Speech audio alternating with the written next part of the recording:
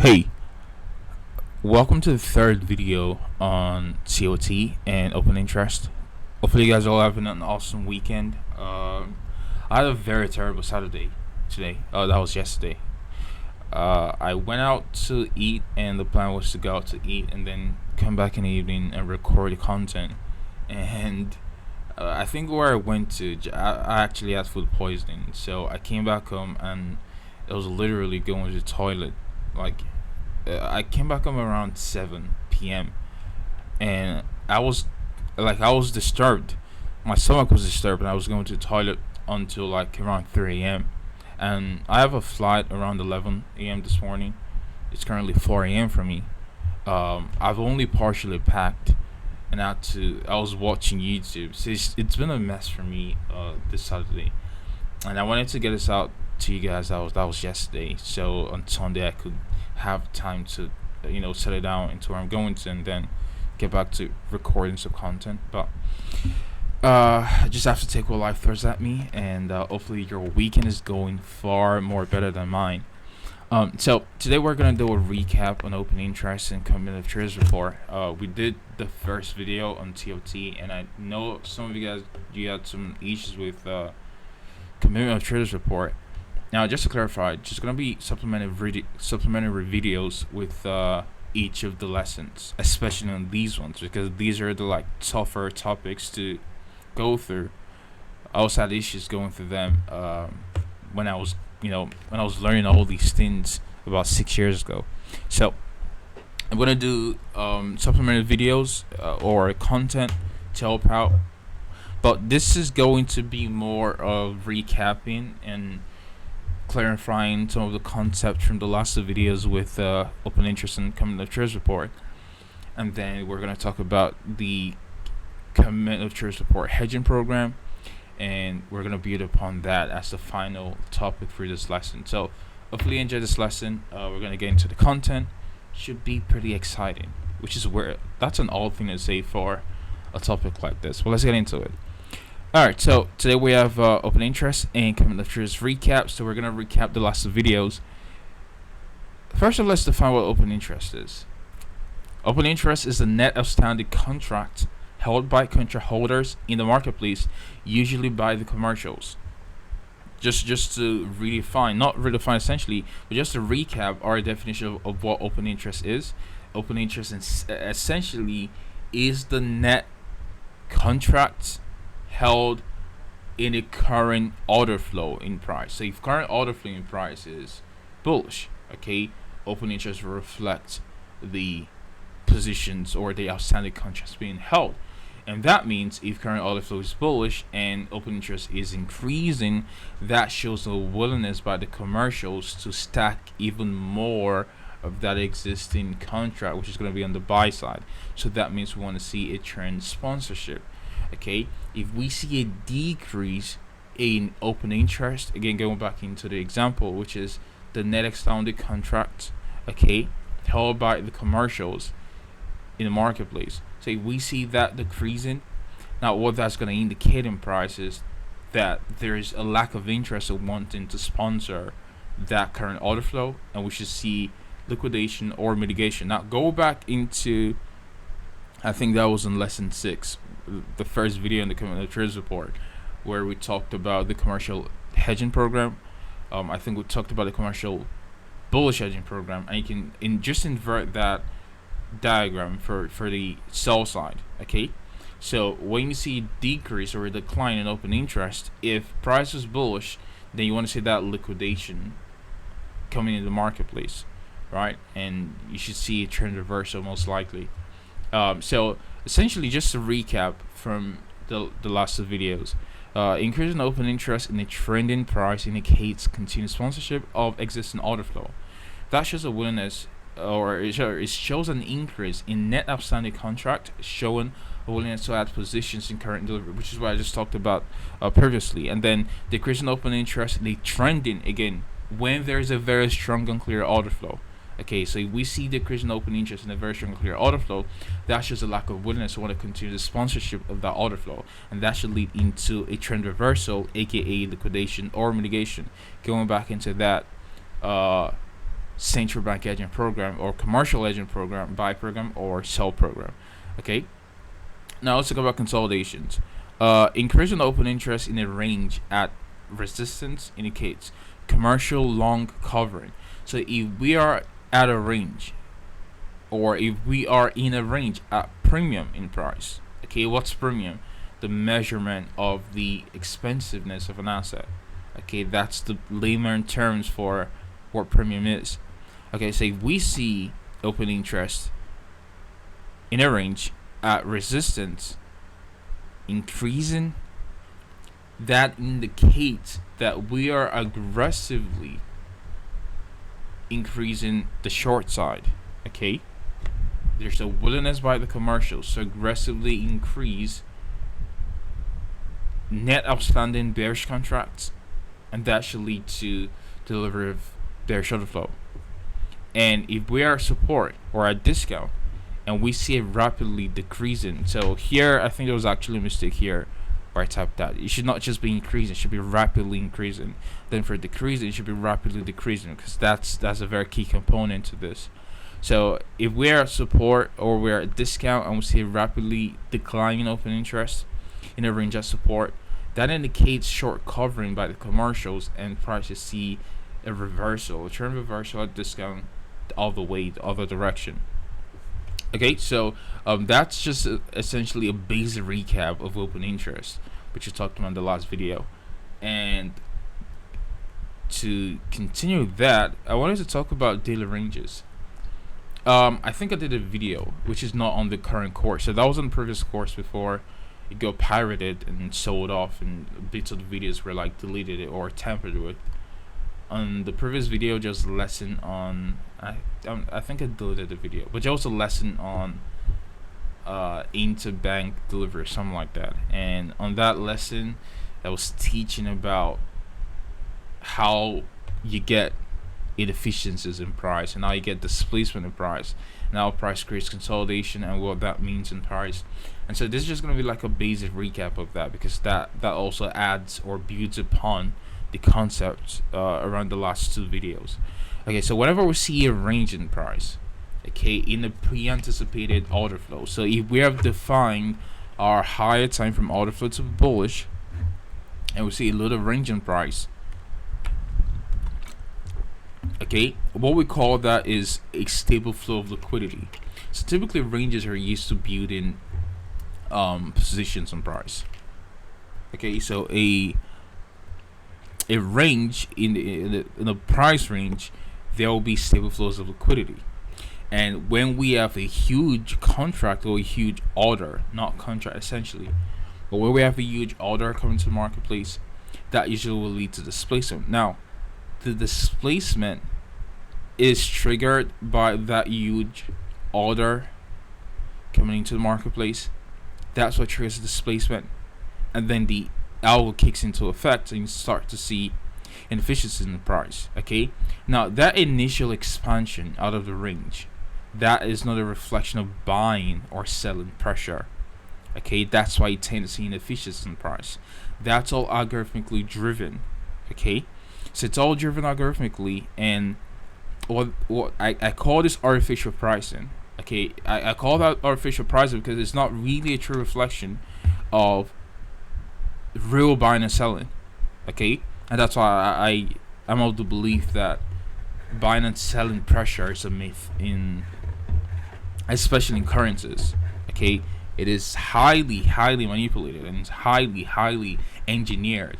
So I don't think buying or selling pressure has a lot to do with price delivery. So when we are at what you can call a consolidation or range, smaller the range, prior to an expansion, in line with higher time from delivery, order flow. Okay, I want to say displacement. That's what we call institutional sponsorship. Now let's define what institutional sponsorship is. Which, even though we've done that on module 1, but institutional sponsorship simply shows a willingness in price to defend smart money accumulation or distribution. Now, if we are predisposed bullishness and we see range expansion out of the consolidation, that indicates smart money to sponsor consolidation on the buy side. Okay, Now, where does your eye go into that dealer range? The order block, right? Remember what an order block is. Go back to the definition of the order block. Okay, so when we see expansion of the dealer range, our focus turns into the order block inside that dealer range, because that was an area where there was previous institutional, okay, accumulation.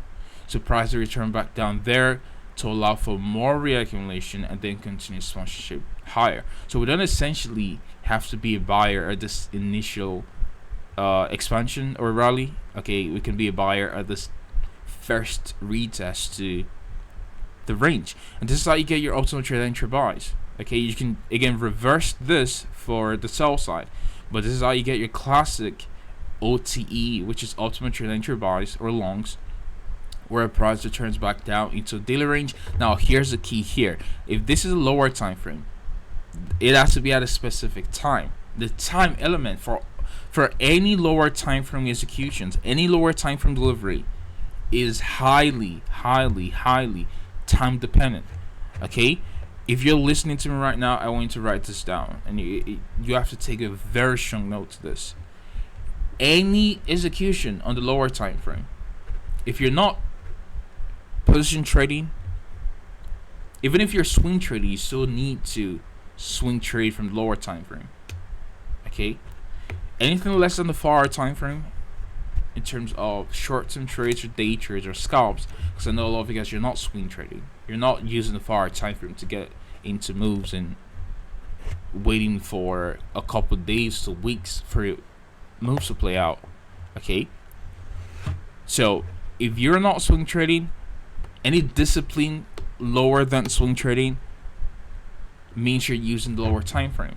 The lower time frame is highly time specific, because there are certain times during the day, number one, and during the week, number two, that specific price level mechanisms will occur.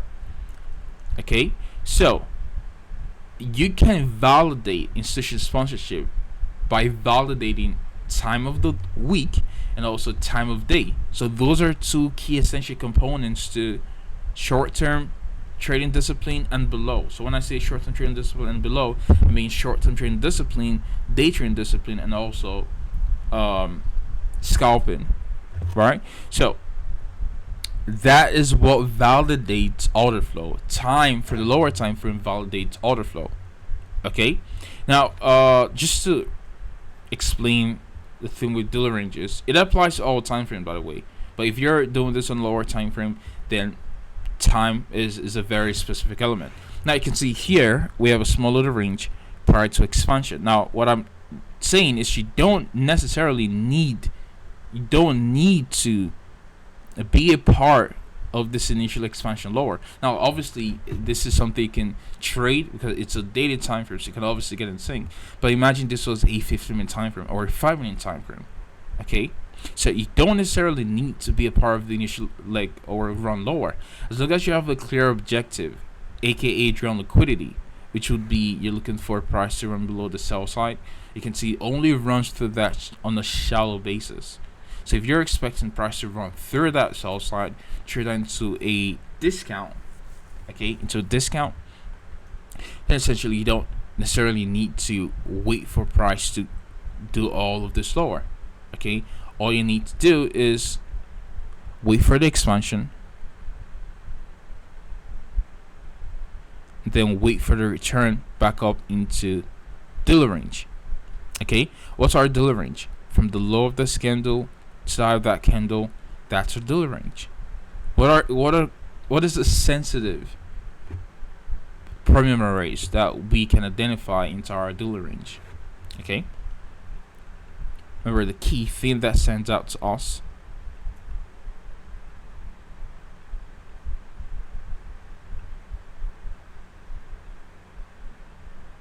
That's the bear shuttle block, which we have up here, and this mitigation block, which we have to the left.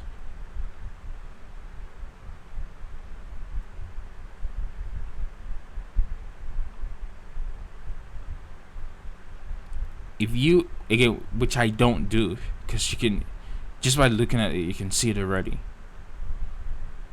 But if you use your Fibonacci to measure the range,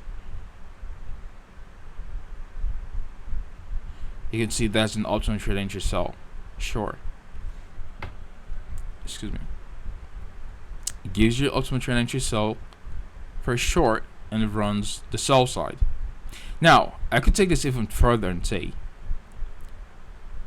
when we talk about institutional sponsorship, you don't need to see an extreme displacement. If your anticipation was a run for the sell side, again, I'm using daily time frame, you can apply this to any time frame and it still applies, it's still valid. If your anticipation was the run for the sell side liquidity resting down here, okay,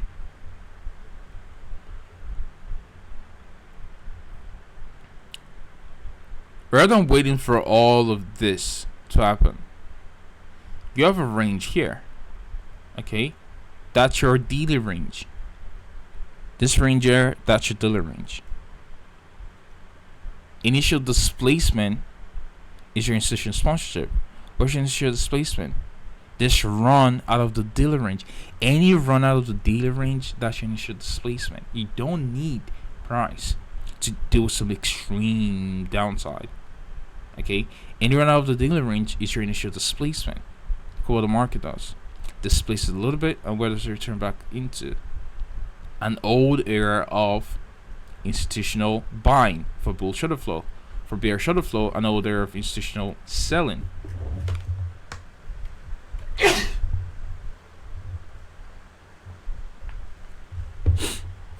Excuse me. And the old era of institutional selling is up here. Okay, now we've not traded through this mitigation block, so it's not of use to us yet until this happens. Until this candle happens, then this mitigation block becomes sensitive to us.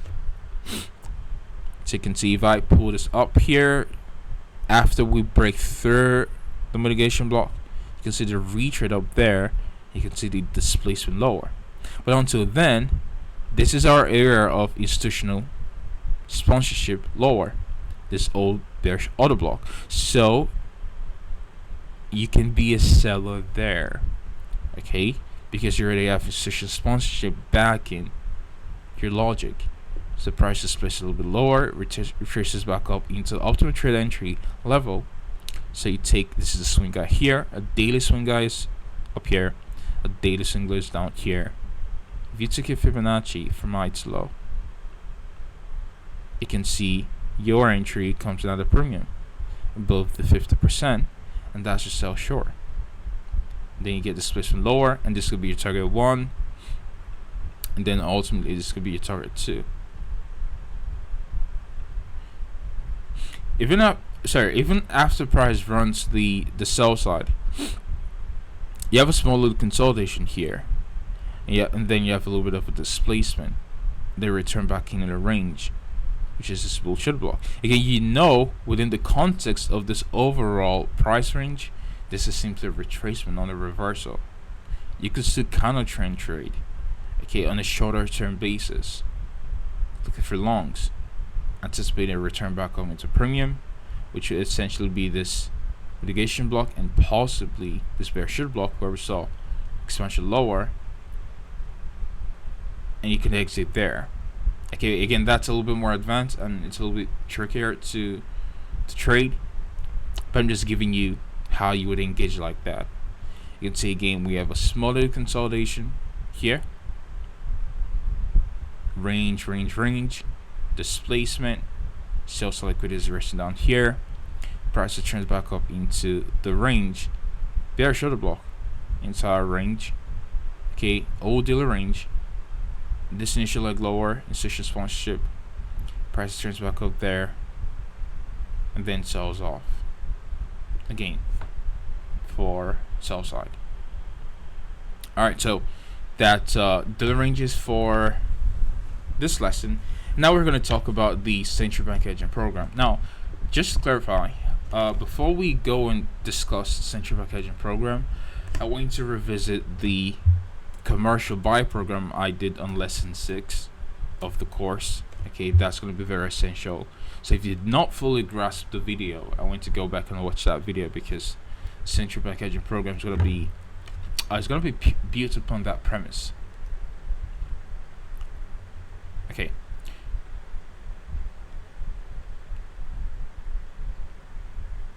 Let's get rid of all of this.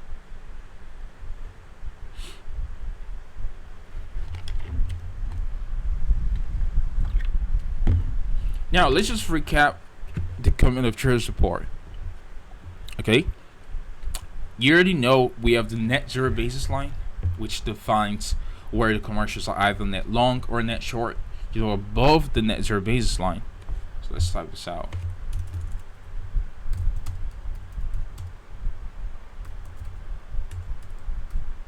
So you already know above the net zero basis line, we're net long. Below the net zero basis line, we're net short. Okay. Now this is what everyone knows. So just to, again, you're not the only one who knows about COT data. Okay. Retail also knows about COT data, so they're getting confused.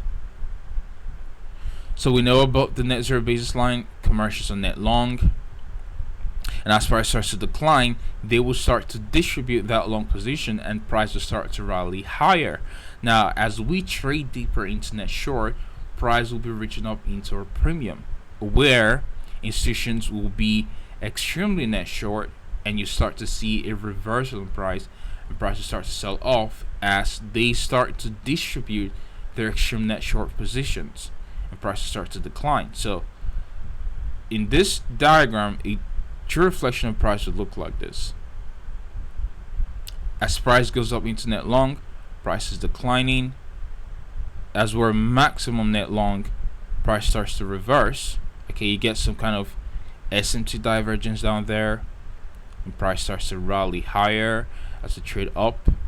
Okay, as we make a little bit of a short-term low, you get a smaller retracement and price continues to rally higher until we get up into an time for premium, where we are extreme net long. Maybe extreme net long in the last 1 year, extreme net long in the last 2, 3, 4 years, or 5 years. That's what we're looking for. So we can see that we're extreme net long over a period of time, and that reflects in price. We're at a premium. Then we can anticipate the possibility of a reversal in price from there. And as price starts to trade up into and above the net zero basis line, we start to see a longer term high form in price, and price starts to decline. And this is what it will look like for price action from the COT data. Now that's basic COT understanding. Okay, now let's go a little bit deeper into this. Now there are times where above the net zero basis line, price will go extreme net long, and it will start to decline lower, and come down here and go extreme net long again. And you can stay this way for 2, 3, 4 years. Okay, but that does not mean price is just only rallying all through. Okay, it does not mean price is only rallying all through. You're still gonna see price rally. Okay, price is rallying and declining, and starts to rally again and rallies again and starts to decline. And this is where retail really gets confused, because they're like, if price is net long, we should not have reversals in price because it's above the net zero basis line, so the commercials are net long. Now what you have to remember is that while the commercials are net long, they are still hedgers, because that's how they provide liquidity. So what I just said, because I know my accent is whack and you guys struggle to hear me sometimes, they still hedge. Okay, they're hedges in price. Alright, so while they are still net long, I want to say net short, also net long at the same time. While they're still net long, they are also hedging in to their orders. Questions why? Because if they're not hedging into your orders, how else do they provide liquidity? Remember the commercial buy program?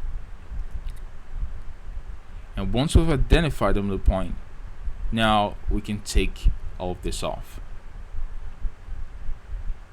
Now this middle point becomes our net zero basis line. Okay, that becomes our net zero basis line, and in bracket that's going to be hedging program.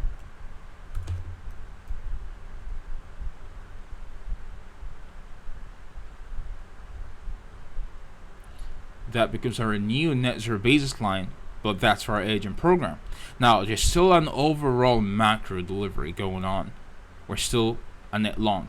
As we start to distribute lower into net short, okay, the macro starts to take precedence. Don't forget, okay, I don't want you to forget and get lost because you're learning about the hedging program. I don't want you to forget this thing and then get lost trying to just only look at hedging program. Okay, you also have to factor in the overall context. So what I'm saying is, within the overall macro, okay, we see price at, above the net zero baseline for a period of time or below the net zero baseline for a period of time.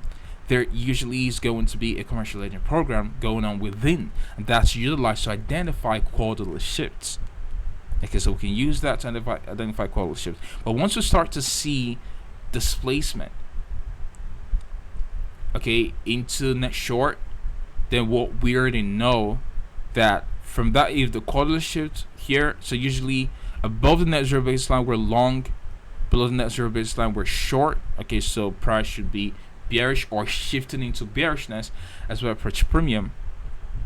All right, and if we start to see price just start to completely trade lower down into net short, then we know that this net short here, which should have indicated a reversal in price, is no longer valid as we start to trade down to net zero baseline, because now what we're seeing is we're seeing an overall distribution of long positions which are held above the net zero baseline. Don't forget, above is net long, below is net short.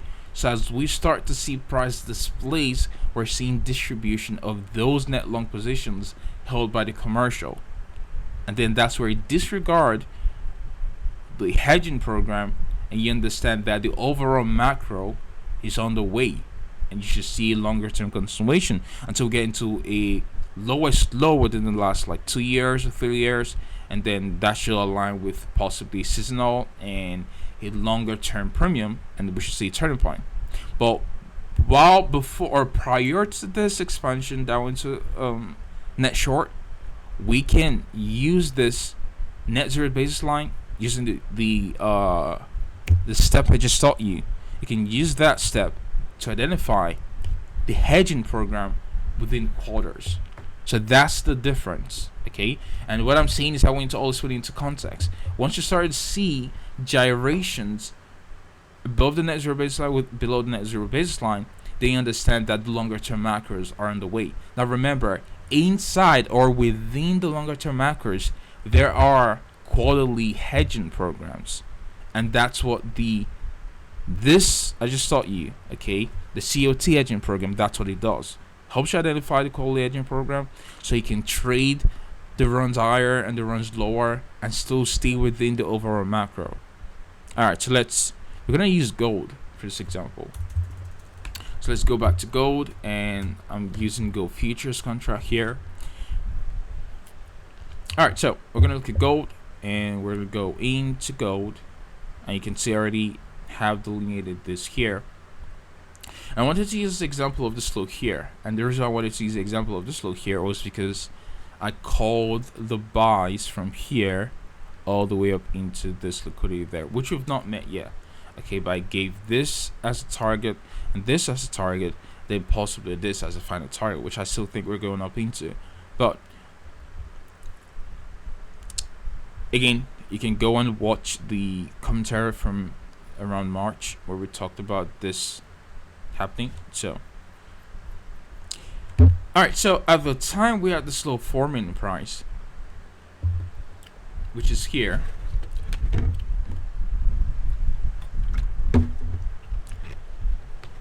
At the time that low was 4-minute price there, So let's just squish this to the right a little bit. The lowest low within the last 1 year, so you can see here the time window or the time period is set to a year. We're using daily nearby. Now, just to clarify also, when you're looking at your frequency, you always want to use nearby, so it resolves the candles. Because if you use just daily, you're gonna get a lot of porous price action like this, really, really bad price action. So you always want to resolve it to the nearbys. Okay, so looking at this low here, at the time of us calling that low and calling for prices higher. Okay, now let's identify the lowest low within the last 1 year. Now what we're doing is we are below the net zero basis line. Okay, this is net zero basis line here. It shows 0. So if we're below the net zero basis line, don't you think we should be just constantly going lower? We should, right? Of course. But we're not. And this is where retail gets confused, because retail looks at this and says, well, it does not work because if we're below the net zero baseline, price should be aggressively continuing lower. But price is not aggressively continuing lower. Okay? So if we squished our chart from here, I will identify the lowest low within the last 1 year, which happens to be there.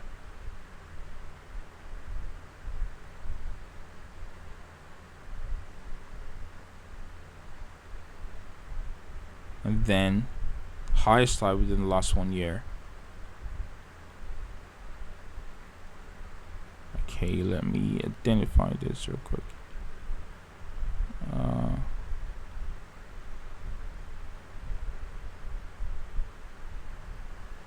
Okay, so get rid of this.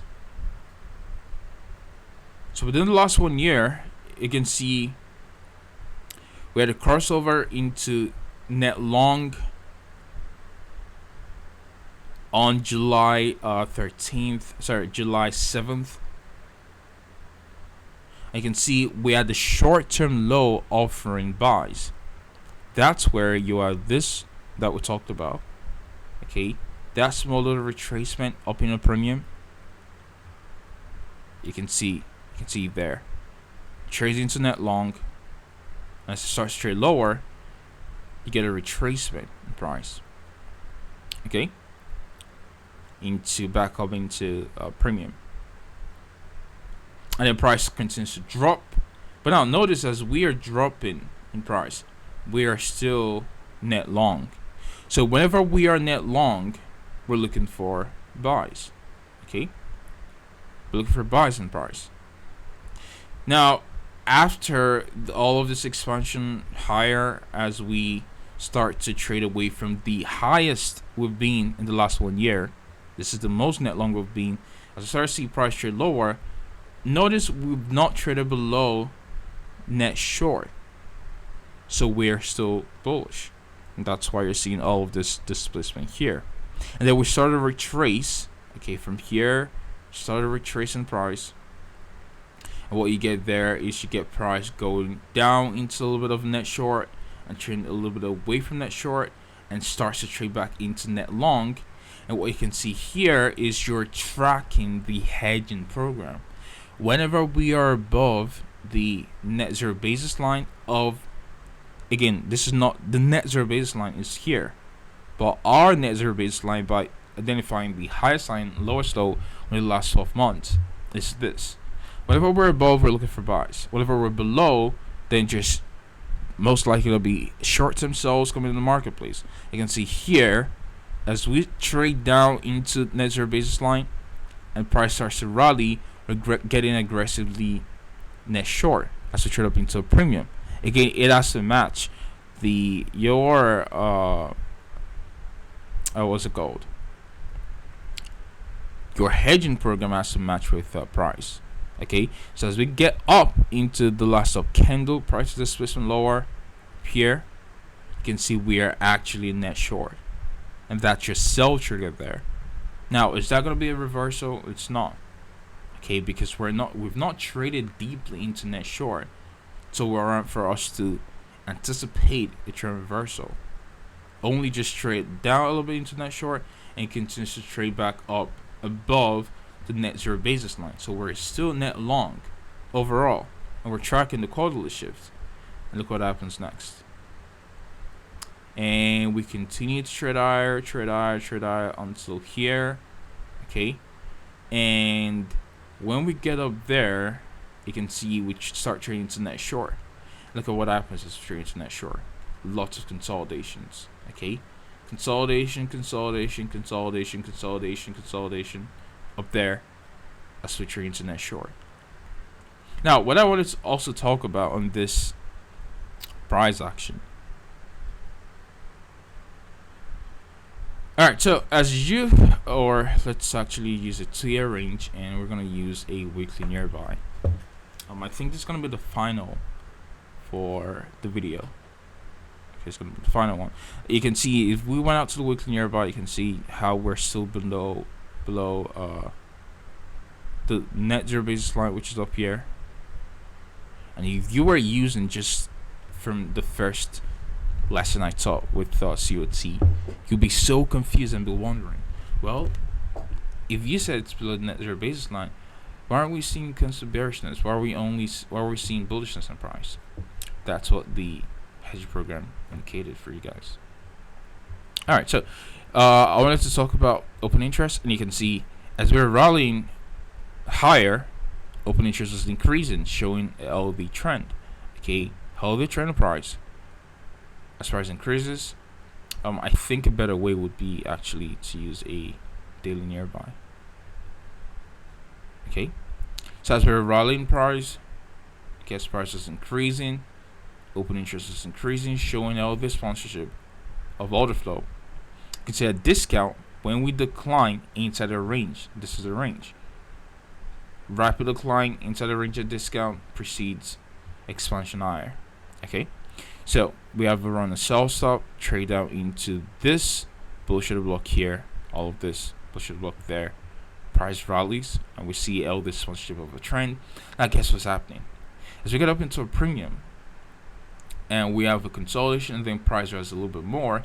If we wanted to see continuation of bullishness, what should open interest be doing? Should open interest be increasing or decreasing if we're looking for trend continuation? That's the question. So I'm throwing this question at you. This is the final part of the video. I think we should be almost 32 minutes, which is decent for this video. So, should we see open interest rally, or should we see open interest decline? If we're looking for trend continuation, obviously want to see open interest continue to rally, because that will indicate that there is a continued willingness on the part of the commercials to sponsor the buy side, because they are increasing their outstanding contracts, which is on the buy side. But now what do we see? We have a decline. What does that mean? It means you're starting to liquidate the longs. So all of this run lower. Look at what open interest is doing. It's decreasing. But I said, if we are seeing the trend sponsorship, we should see open interest increase. And you're absolutely correct. But now remember, when we did a recap for what's it called? When we did a recap at the start of the video, so go back to the start of the video where we talked about open interest. If we see open interest start to decline in a trend, okay, that indicates liquidation or mitigation of the previous trend. So this decline in open interest is simply indicating that we're mitigating against previous positions, which is on the buy side. So this is the market maker program. From the buy side to the sell side, this is a hedging program. I just taught you something new there. And I'm sure you're confused and you're like, what you just said? If we're seeing trend continuation, it should increase. Yes.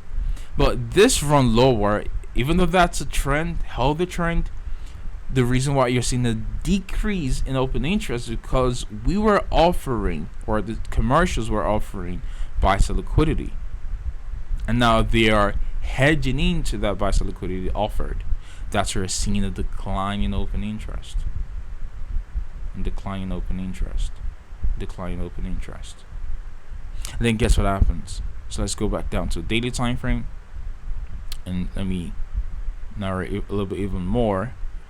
And you can see as we from that high up there, as we make the reversal from there, you start to see decrease in open interest as we start to mitigate against previous buy side that was offered. Now as we get into a discount, which is this low here, now remember that low is the night time from discount. Okay, so let's reset the chart, make sure where that discount is. Last down candle, all this expansion eye starts from this bullish order block, and that's our discount there. You can take it as far down as the mean threshold of the bullish order block. Okay, that's our time from discount right there. If you went down to a daily time frame, again, recall that low in price. So go on the commentary, go and look at the date of this happening, and watch the commentary for that week, and you'll see us give this as a possible low on gold, calling the prices higher. Okay. So as we trade down there into that high time from discount, which is the main threshold of the monthly bullish order block,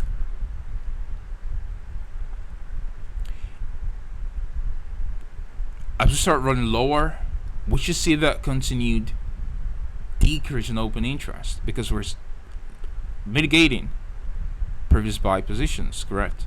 But we're not. We're seeing an increase in open interest. Okay, so if open interest was decreasing before and now it's increasing, what does that mean? Remember, when we talked about open interest, we talked about if it is increasing and then we start to see decrease in open interest, that means there's mitigation going on, and we should see trend reversal. Now, if we're seeing a decrease in open interest, which is a hedging program going on, we're starting to see an increase in open interest. That means that we're seeing an aggressive increase on the buy side. We're starting to see buy side liquidity being offered. And I know it looks like, what is this saying? What is this man saying? We have a consolidation here, smaller consolidation there, rapid decline in open interest at a consolidation at discount, which is break a block. Guess what happens? Continues higher. You can see healthy trend sponsorship. Then we have a retracement lower, open interest is declining, smaller trend reversal, trades down into discount, bullish order block, and then now it's rallying again, and you're seeing healthy trend sponsorship. You're gonna have to probably rewatch this a couple of times to fully grasp what I'm saying. But I'll do supplementary videos on each concept. So I'll do a video on community trade support using live price action, and then another one on open interest, and that will aid. So it's not just 3 lessons or presentations you're gonna grasp the concept at once. So I need to do multiple videos and you fully grasp the concept. So hopefully this was insightful, and I hope you enjoyed this video, and I will talk to you on the next one. Be safe.